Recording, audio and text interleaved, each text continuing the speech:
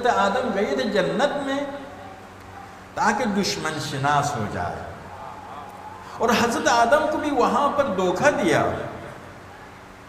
عرض کیا کہ عصمت کے ساتھ جو منافی ہے وہ گناہ ہے، حرام اور واجب کی خلاف ورزی کرے.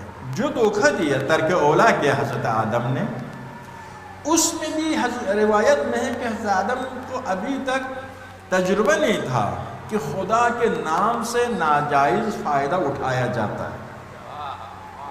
شیطان نے جنت میں کیا کہا؟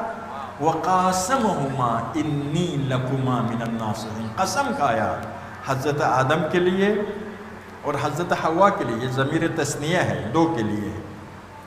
اِنِّي لَكُمَا مِنَ النَّاصِحِينَ، میں آپ کے خیر خواہ ہوں.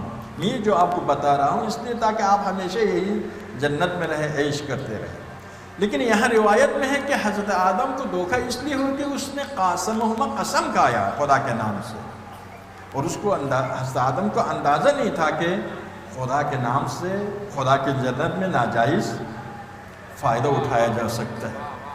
خانہ کعبہ میں بیٹھنے والے خدا کے نام سے مسلمانوں کا قتل عام کرتا ہے، خدا کے نام سے عتبات اہل بیت کو، مزارات شریف کو منہدم کیا ہے، توحید کے نام سے صرف خدا پرستوں کا قتل عام کیا ہے.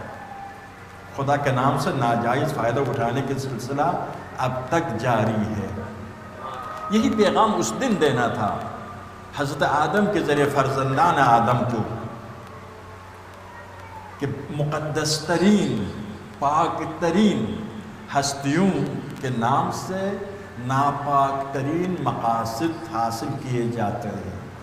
آپ کو ہوشیار رہنے کی ضرورت ہے.